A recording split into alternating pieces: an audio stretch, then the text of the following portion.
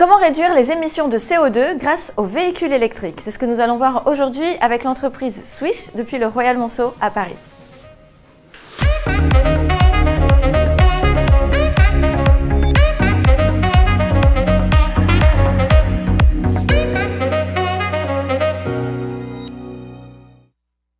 Alberto Giulio, bonjour. Bonjour. Alors, Alberto Prendin, vous êtes directeur général. Giulio Di Gennaro, vous êtes président. Aujourd'hui, on va parler de votre société Swish. Donc, ma première question pour vous, c'est justement de parler de la mobilité qui représente plus de 30% des émissions de CO2 en Europe. Comment Swish contribue-t-il concrètement à réduire les émissions? Alors, Swish est avant tout un opérateur de recharge pour véhicules électriques destiné au marché B2B, donc aux entreprises. Au travers de nos solutions innovantes, nous aidons les entreprises à réduire leur impact CO2 en simplifiant le bascule de leur flotte. Donc on passe d'une flotte thermique à une flotte électrique. Et pour ce faire, il faut s'appuyer sur des acteurs qui accompagnent, qui permettent tout ça. Et Swish est le leader pour sa capacité à fournir des installations de qualité, les maintenir et même les financer pour rendre le tout le plus simple possible pour l'entreprise, pour les clients. C'est fondamental de comprendre que nous sommes leaders. Pourquoi? Parce qu'on a dans l'entreprise, dans la maison, toutes les équipes pour couvrir toute la chaîne de valeur, de l'ingénierie jusqu'à la réalisation et la maintenance. Et ça, c'est fondamental pour le secteur du B2B. D'accord. Parce qu'on arrive à garantir une excellence opérationnelle des infrastructures qui est au-delà de ce que peuvent faire tous les autres. Alors justement, Giulio, vous avez aussi levé des fonds, 47 millions d'euros. Qu'est-ce que vous allez pouvoir faire avec toute cette levée? La priorité maintenant, c'est l'activité. L'activité, ça veut dire investir dans la recherche, dans la R&D,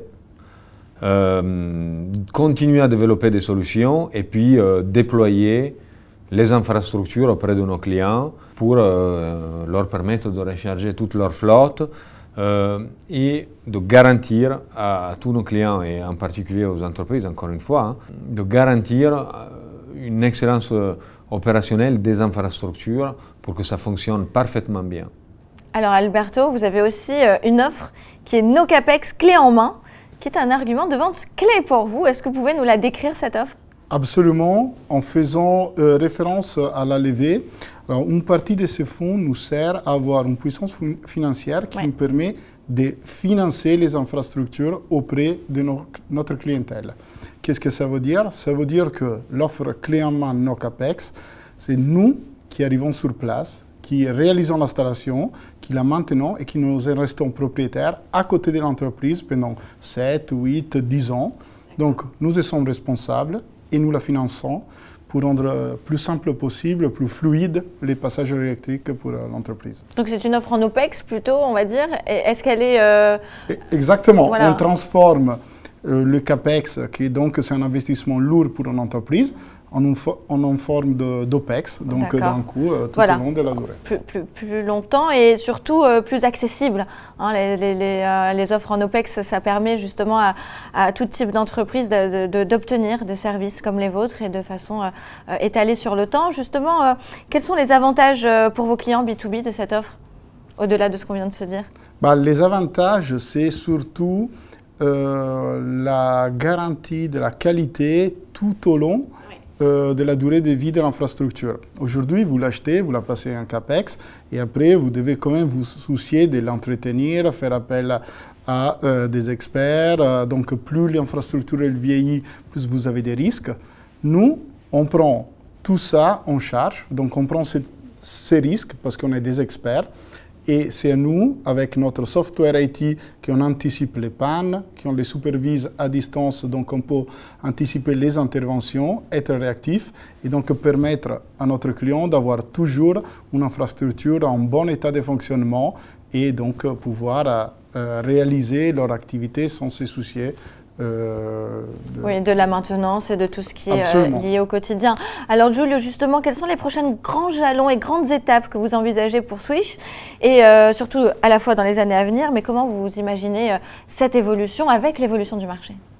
Alors, le marché, il va forcément évoluer vers cette notion d'excellence opérationnelle, c'est-à-dire que il va falloir, surtout dans le B2B en particulier, il va falloir que la fiabilité des infrastructures et la qualité des infrastructures et des solutions qui sont offertes soient excellentes et parfaitement fonctionnelles.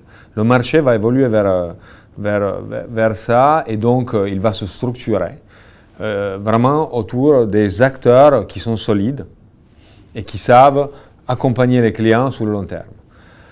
Bien évidemment, on va continuer nos investissements dans la R&D. Donc, on aura des solutions de plus en plus intégrées et de plus en plus, là aussi, qui vont aller de plus en plus loin pour satisfaire les besoins des clients. Et bien évidemment, après, on va encore continuer à structurer financièrement notre entreprise et donc des nouvelles solutions de financement et des nouveaux investisseurs aussi, bien sûr. Toujours en France, en Europe, ou on part un peu plus à l'international? Pour l'instant, notre bassin était la France, mais on a accéléré fortement l'international parce que dès le début, on avait en tête une entreprise européenne, voire mondiale. Donc, on a mis les premiers jalons et là, on est en train de développer aussi les pays parce qu'on veut vraiment pouvoir suivre nos grands clients dans tout leur parc, que ce soit en France ou à l'étranger. Et c'est pour ça qu'on vient d'ouvrir l'Italie. On va très bientôt ouvrir la Belgique, et puis Espagne, UK, jusqu'à devenir un vrai acteur très solide sur toute l'Europe. Et comme on est déjà ambitieux, on ne s'interdit pas bien évidemment d'autres horizons comme les États-Unis. Voilà qui est prometteur en tout cas. Merci beaucoup à vous deux pour cette interview qui est passionnante et on vous souhaite énormément de succès, en tout cas on l'imagine. Merci beaucoup Alexia. Merci beaucoup, je vous remercie également et je vous donne rendez-vous pour une prochaine émission sur Forbes.fr.